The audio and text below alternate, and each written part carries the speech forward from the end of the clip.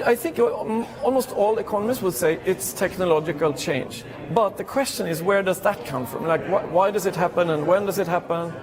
You know, nothing happened during the many hundred years before the Industrial Revolution in terms of technological change. And then it all exploded. But it hasn't been totally even, but it's been ongoing since the Industrial Revolution.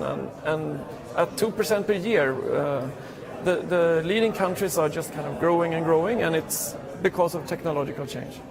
And in what way did Paul Romer explain He wanted to think about why it occurs and what are the good preconditions for healthy growth. And he thought about things like how society is organized in terms of patent systems, in terms of subsidies to R&D. So it's not enough to have universities, because universities are crucial, and they are people there at universities, like Romer himself.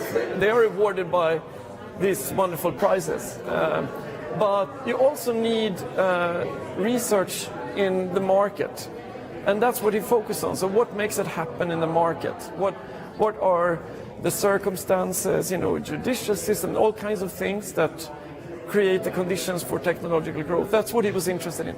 Then you have to realize that once you come up with great ideas, it's important that they spread to other countries. So many countries, I think, are not original innovators, but they adopt technical ideas.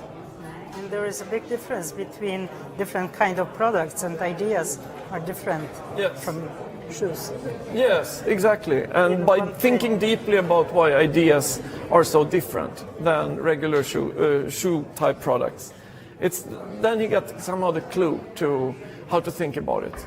And he was led to think about many ideas are super cheap to replicate once you get them, but it's all about getting the ideas. And then that's when all these institutional preconditions come in that allow some profits, but not too much profits, because you don't want to restrict it too much, and how to manage that is a central problem. And I think all the people who are at governments around the world these days, they think about it the way he thinks about it, because they've read the textbooks now, and they understood that ideas are different, and that's just the framework for thinking.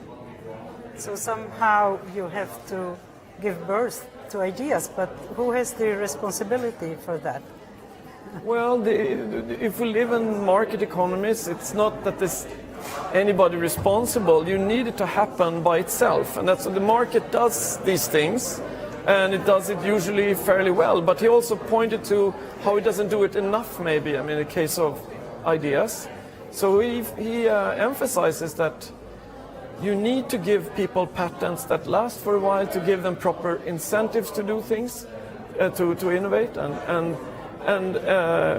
you may also need to subsidize research and development ideas. And so I think governments are to some extent responsible, but a lot of it happens by just market activity.